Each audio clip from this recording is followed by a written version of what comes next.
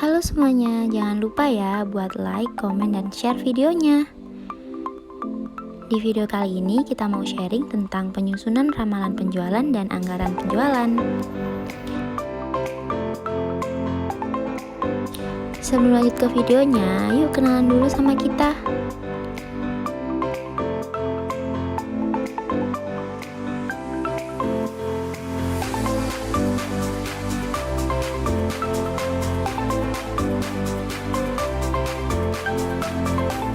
Tanpa berlama-lama lagi, ini dia videonya. Halo teman-teman, pada kesempatan kali ini kami dari kelompok 5 akan menyampaikan materi, yaitu mengenai penyusunan ramalan penjualan dan anggaran penjualan. Yang pertama yaitu pengertian dari ramalan penjualan. Ramalan penjualan atau sales forecasting adalah proyeksi permintaan pelanggan atas barang dan jasa selama periode waktu tertentu. Peramalan penjualan ini dapat juga didefinisikan sebagai proses yang memperkirakan penjualan di masa depan. Dengan kata lain, sales forecasting ini adalah proses yang melibatkan estimasi atau perkiraan penjualan dalam unit fisik yang diharapkan perusahaan dalam periode rencana tertentu. Periode peramalan penjualan ini bisa dalam bulanan, triwulanan, setengah tahunan, ataupun tahunan. Perkiraan atau peramalan penjualan yang akurat memungkinkan perusahaan untuk membuat keputusan bisnis yang tepat dan memprediksi kinerja jangka pendek dan jangka panjangnya. Perusahaan dapat berdasarkan data penjualan masa lalu, perbandingan seluruh industri, dan tren ekonomi dalam melakukan peramalan penjualan mereka. Pemilihan metode forecasting. Ramalan memiliki peran penting sebagai pedoman dalam pembuatan rencana. Terdapat banyak metode yang dapat digunakan untuk melakukan peramalan, namun tidak seluruh metode sesuai untuk setiap masalah. Tidak ada suatu metode forecast yang universal dan sesuai untuk semua masalah. Suatu metode mungkin sangat cocok untuk membuat forecast mengenai suatu hal, namun belum tentu tepat untuk masalah yang lain. Oleh karena itu, harus dapat dilakukan pemilihan metode yang paling sesuai, yakni metode yang dapat meminimumkan kesalahan forecasting. Untuk memilih metode forecasting penjualan dipengaruhi berbagai faktor berikut, yaitu yang pertama, sifat produk yang dijual. Lalu yang kedua, metode distribusi yang dipakai. Lalu ketiga, besarnya perusahaan berdasarkan pesaing-pesaingnya. Yang keempat, tinggi persaingan yang dihadapi. Yang kelima, data historis yang tersedia. Lalu yang terakhir, sifat permintaan produk yang bersangkutan. Forecast penjualan juga menentukan keputusan dan kebijakan manajemen, seperti kebijakan perencanaan produksi, kebijakan persediaan barang jadi, kebijakan pemakaian mesin dan peralatan, kebijakan tentang investasi aktiva tetap, rencana pembelian bahan mentah dan penolong, lalu yang terakhir rencana aliran kas. Teknik-teknik dalam forecast sales. Yang pertama yaitu judgment metode, dan yang kedua yaitu metode statistika, yang ketiga metode khusus. Judgment metode. Forecasting secara kualitatif sering digunakan untuk membuat ramalan kondisi bisnis secara umum. Sumber-sumber pendapat biasanya dipakai sebagai dasar forecasting adalah yang pertama yaitu salesman, dan yang kedua yaitu manajer area, yang ketiga konsultan, dan yang terakhir yaitu survei konsumen. Metode statistik. Beberapa teknik perhitungan statistik dalam forecasting yang dibahas yaitu yang pertama, analisis tren, yang kedua, analisa growth, yang ketiga, analisa regresi korelasi, dan yang terakhir, analisa dengan teknik-teknik khusus. Analisis tren. Tren merupakan gerakan lamban berjangka panjang dan cenderung menuju ke suatu arah, meningkat atau menurun. Tren positif terjadi jika hal yang diteliti menunjukkan gejala kenaikan. Sedangkan tren negatif terjadi jika hal yang diteliti menunjukkan gejala semakin berkurang. Secara umum, data-data penjualan mencerminkan 4 faktor, yaitu yang pertama tren, yang kedua siklus, yang ketiga musiman, dan yang terakhir yaitu ketidakteraturan.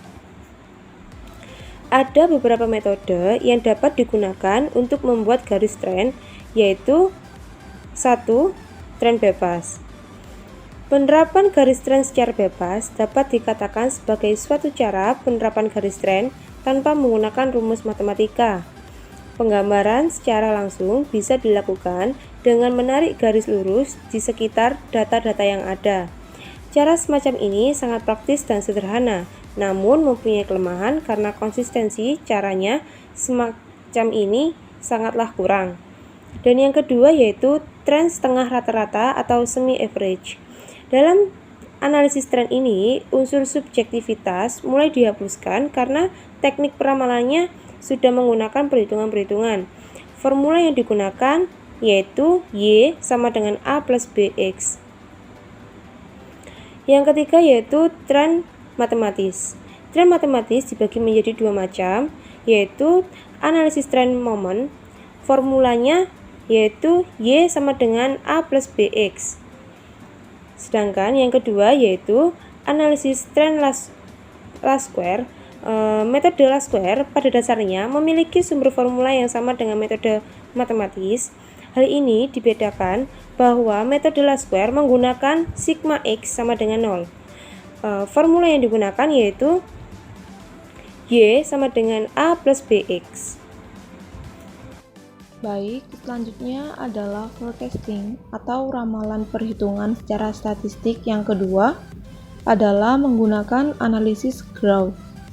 Untuk membuat forecasting dengan menggunakan analisis growth atau pertumbuhan, formulanya adalah PN sama dengan PO buka kurung 1 plus I tutup kurung pangkat N. PN adalah volume penjualan tahun ke N. PO adalah volume penjualan tahun dasar. N adalah periode akhir tahun. Dan ketiga adalah menggunakan analisis regresi korelasi. Dalam analisis ini dikenal ada dua jenis variabel, yaitu variabel dependent atau Y dan variabel independent atau X. Variabel dependent adalah variabel yang nilainya dipengaruhi besar kecilnya variabel lain atau variabel independen. Sedangkan pengertian variabel independen adalah variabel bebas yang nilainya tidak dipengaruhi oleh variabel lain. Dalam analisis regresi, pengaruh linear antara nilai suatu variabel dengan nilai variabel dinyatakan dengan persamaan Y sama dengan F independen, yang berarti bahwa nilai variabel dependen Y ditentukan oleh nilai variabel independen atau X dengan fungsi linear, maka besar pengaruh sebenarnya dari variabel independen terhadap variabel dependen dinyatakan dengan persamaan Y sama dengan A plus B independen. Dalam analisis regresi korelasi, maka formula regresi yang digunakan adalah P sama dengan A plus B independen. A adalah jumlah pasang observasi dan B adalah koefisien regresi. Besarnya nilai A dan B dapat dihitung dengan bantuan formula.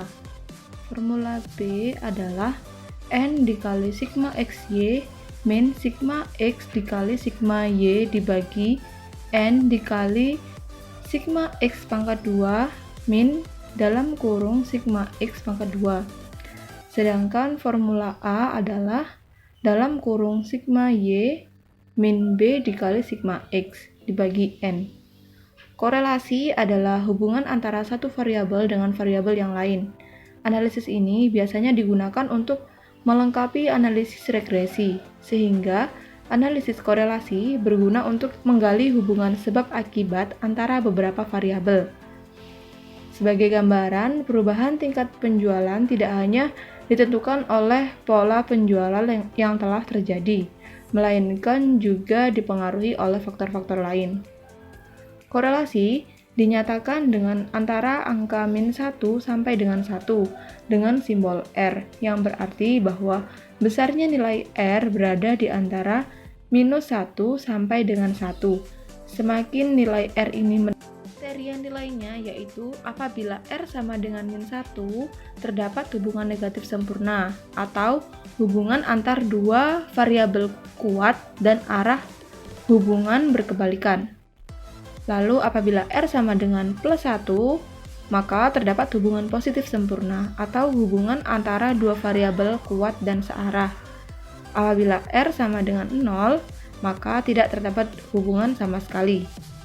Untuk mencari koefisien korelasi, rumusnya yaitu R sama dengan pangkat N dikali sigma XY minus dalam kurung sigma X dikali dalam kurung sigma Y dibagi buka kurung N dikali sigma X pangkat 2 minus dalam kurung. Selanjutnya adalah forecast dengan teknik khusus. Yang pertama ada analisis industri. Salah satu cara yang dapat digunakan untuk membuat forecast adalah melalui analisis industri.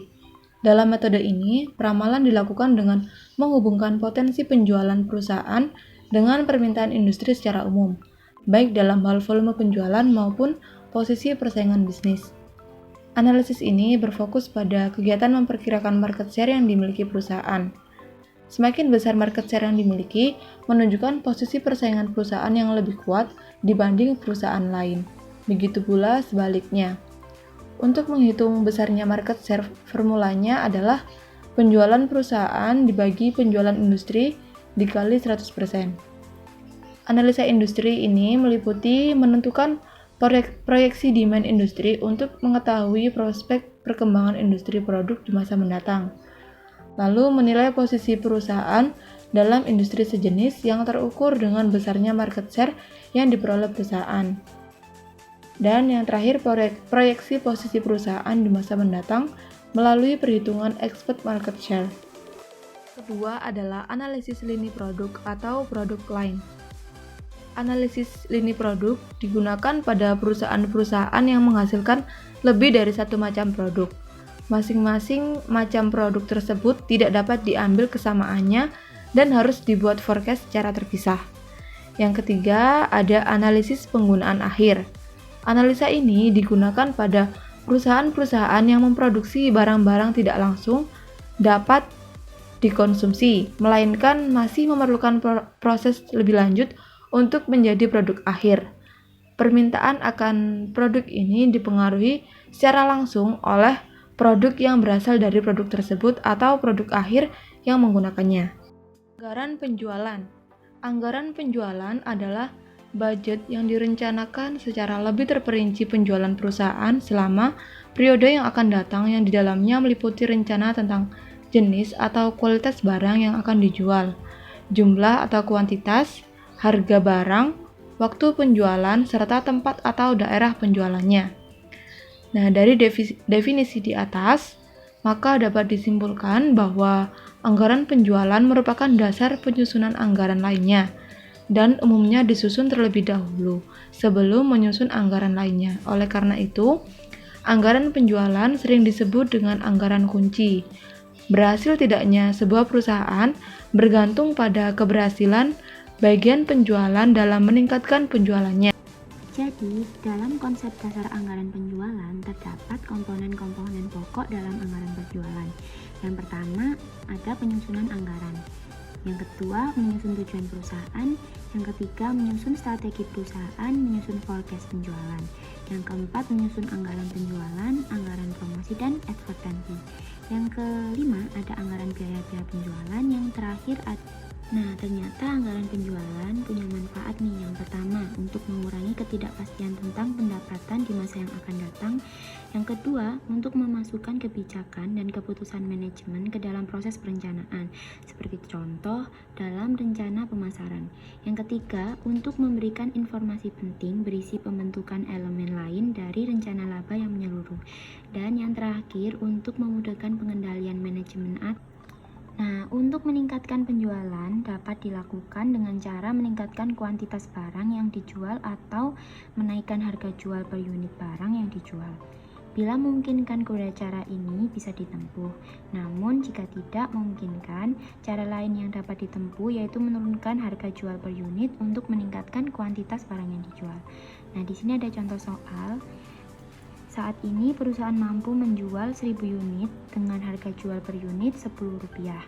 Kemudian perusahaan meningkatkan harga jual per unit menjadi Rp11 dan barang yang dijual meningkat menjadi 1100 unit. Perusahaan juga dapat menurunkan harga jual per unit sebesar Rp9 untuk meningkatkan kuantitas barang yang dijual sebanyak 1.500 unit. Misalnya, semula harga pokok barang terjual per unit sebesar Rp6 dapat ditekan menjadi Rp5. Dengan cara demikian, laba dapat ditingkatkan seperti perhitungan harga pokok barang terjual sebagai berikut. Yang pertama ada semula sama dengan 1000 unit kali Rp6 menjadi Rp600. Kuantitas dan harga meningkat sama dengan 1100 unit dikali Rp5 menjadi Rp5.500. Harga turun dan kuantitas meningkat sama dengan 1500 unit dikali Rp5 menjadi 7.000. Nah, di sini bisa dilihat di tabel.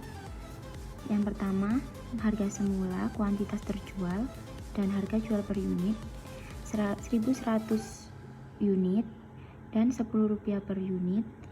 Di kolom kuantitas harga meningkat dari 1100 unit menjadi Rp11 per unitnya. Nah, saat harga turun, kuantitas meningkat dari 1500 unit dengan harga Rp9 per unit. Bisa dilihat juga jualan harga pokok barang terjual. Harga pokok Rp10.000 dengan barang terjual Rp6.000 menghasilkan laba kotor sebesar Rp4.000.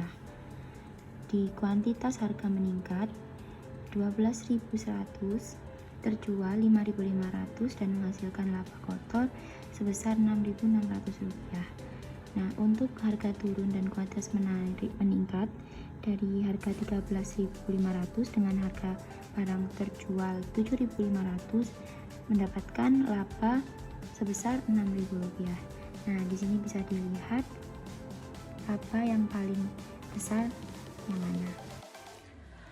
Faktor yang mempengaruhi anggaran penjualan. Di sini ada beberapa faktor. Yang pertama ada faktor pemasaran. Dari faktor pemasaran ini perlu pertimbangan, yaitu diantaranya adalah luas pasar. Terus yang kedua ada keadaan persaingan, apakah bersifat monopoli, oligopoli, atau bebas. Terus juga dilihat dari keadaan konsumen. Jadi bagaimana selera konsumen, apakah konsumen akhir atau konsumen industri. Terus yang kedua yaitu faktor keuangan atau modal kerja. Dari faktor keuangan ini yang perlu diperhatikan perusahaan antara lain mengenai kemampuan modal kerja mendukung pencapaian target penjualan yang dianggarkan, seperti untuk membeli bahan baku, membayar upah, biaya promosi produk, dan lain-lain. Terus yang ketiga ada faktor ekonomis. Dari faktor ekonomis ini yang perlu diperhatikan yaitu perusahaan antara lain dengan meningkatnya penjualan berarti meningkatkan laba atau rentabilitas atau sebaliknya. Baik, untuk mempermudah kita kasih contoh untuk kasus faktor dari ekonomis.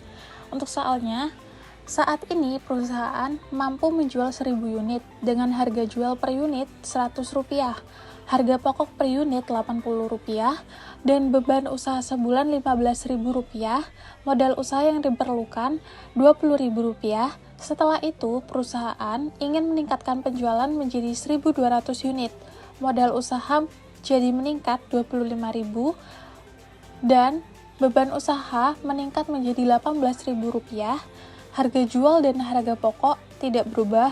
Pertanyaannya adalah, apakah dengan meningkatnya penjualan dapat meningkatkan rentabilitas ekonomi? Baik, kita jawab. Untuk pertama kita akan menghitung keuntungan rentabilitas ekonomi semua.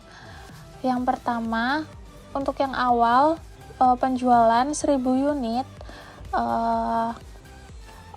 untuk per unitnya dijual sebesar Rp100 dikalikan 1000 unit, yaitu hasilnya Rp100.000.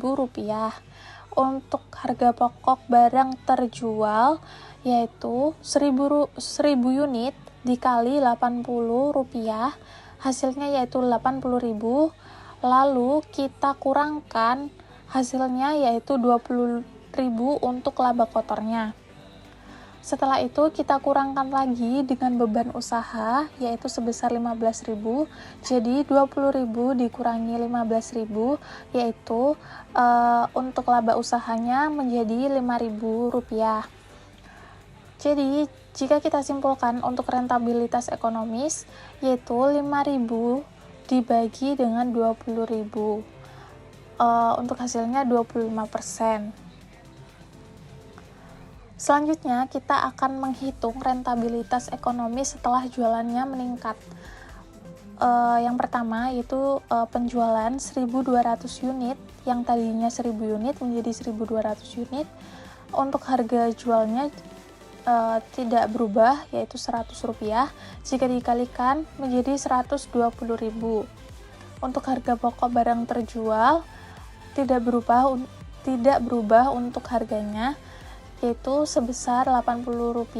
Jika dikalikan dengan 1.000 unit, hasilnya menjadi 96.000. Jadi untuk penjualan dikurangi dengan harga pokok barang terjual, hasilnya laba kotor yaitu 24.000. Terus 24.000 ini kita kurangkan dengan beban usaha sebesar 18.000 dan akan menghasilkan laba usaha sebesar Rp6.000. Jadi untuk rentabilitasnya ekonomis, Rp6.000 dibagi dengan Rp25.000, hasilnya menjadi 24%. Jadi dari sini kita dapat simpulkan dari yang awalnya 25% menjadi 24%. Jadi dapat kita simpulkan bahwa pada perhitungan tersebut tampak bahwa jualan meningkat dari 100.000 menjadi 120.000 dan laba usaha jadi meningkat dari 5.000 menjadi 6.000. Tetapi rentabilitas ekonomis turun dari 25% menjadi 24%. Hal ini berarti rencana untuk meningkatkan jualan dan menambah modal usaha perlu dikaji kembali. Artinya belum dapat disetujui. Nah, itu tadi video dari kelompok kami. Semoga dari video ini rekan-rekan bisa mendapatkan ilmu yang bermanfaat ya. Dan jangan lupa buat like, share, dan komen. Terima kasih telah menonton.